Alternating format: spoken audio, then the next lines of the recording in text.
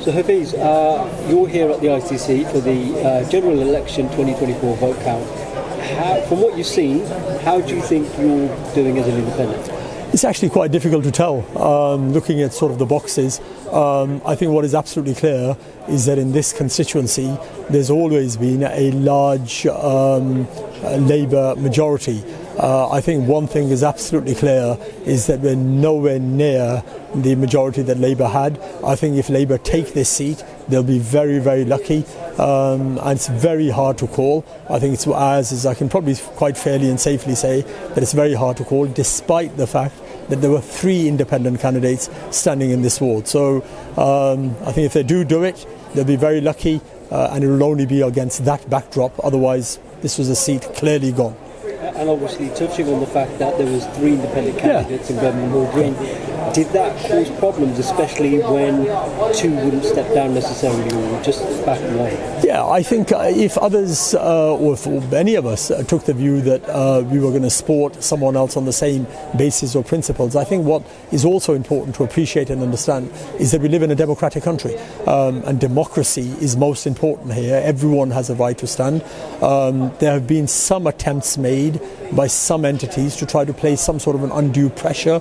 I stayed well away from that. I took the view that if anyone took the view that one independent ran for the same principles, had the same ideology, that they were standing with another candidate, then out of their own free will and choice, if they decided to stand down, then of course they should do. But it shouldn't be as a result of some other entity placing some pressure on them, which in my view would be unethical. The former incumbent MP of Birmingham Hall Green is Tahir Ali. That's right.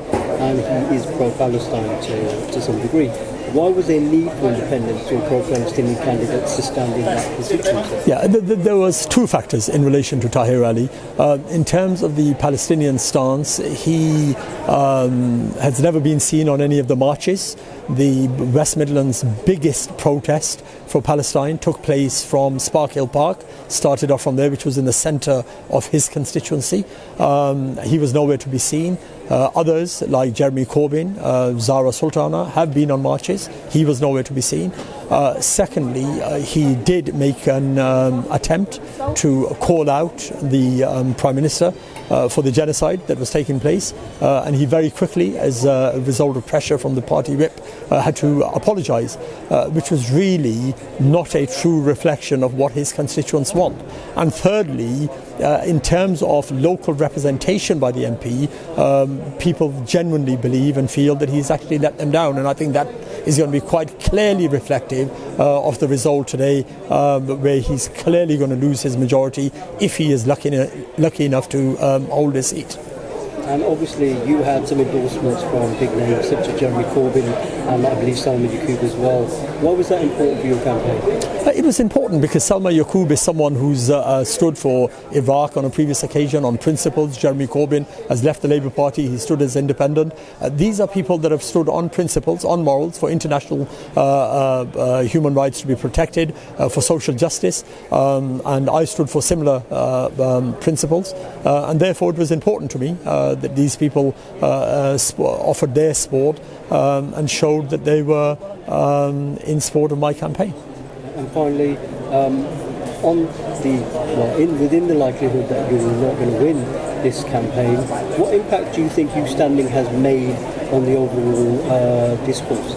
Yeah, I think there's 2 things. In terms of the Palestinian front, the fact that if Labour win, with the much smaller majority, I think that would be a clear message of the millions of people that have been protesting out in the streets and their voice was not being heard. I can tell you now, I think one thing is absolutely certain in our constituency here now, they're absolutely shivering, they're shaking, no one knows where this is going. This was a safe seat of 35, 40,000, about 28,000 majority with taking votes of about 38 to 40,000. And now they're sort of literally hoping that they can only just do it because there was more than one independent standing.